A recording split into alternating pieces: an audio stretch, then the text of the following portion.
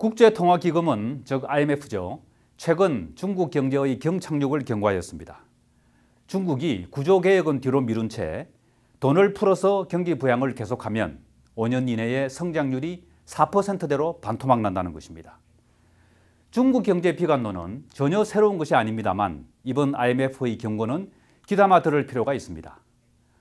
2008년 세계 경제 위기 이후에 중국 정부는 대규모 재정 지출과 신용 팽창을 통해서 경기를 떠받쳐 왔는데 그 부작용으로서 과도한 부채와 과잉 설비라는 구조적인 취약성이 노정이 되고 있습니다. 이를 방치하면 중국 경제가 큰 위기에 빠질 것이라는 것은 분명합니다. 이는 1990년대 우리나라와 닮은 꼴입니다. 한국도 대기업의 과잉 부채와 방만 투자를 방치하였다가 외환위기를 겪었던 것입니다. 문제는 중국이 개혁을 하더라도 성장률의 저하는 피할 수 없다는 데 있습니다. 이것 역시 한국과 닮은 꼴입니다.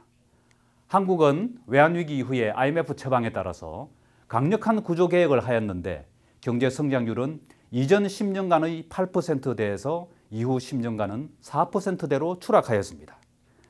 왜 구조개혁이 성장률을 떨어뜨리는 역설적인 현상이 발생할까요? 이는 경제성장의 내용이 건실해지기 때문입니다. 방만 투자가 합리적인 투자로 바뀌고 차입 경영이 건전 경영으로 거듭 태어나기 때문입니다. 그 결과 설비 투자가 둔화됩니다. 물론 소비 확대가 투자 둔화를 메꾸어주면 얼마나 좋겠습니까마는 소비 확대에는 오랜 시간이 걸립니다. 우리나라 수출의 4분의 1이 중국으로 가고 전체 무역 수지 흑자보다도 더 많은 흑자가 중국과의 무역에서 발생하고 있습니다. 중국 경제 성장률의 급격한 저하는 우리 수출과 경제 전체에 큰 타격을 줄 것입니다. 우리는 하루빨리 투자와 소비 등 내수를 늘려야 합니다.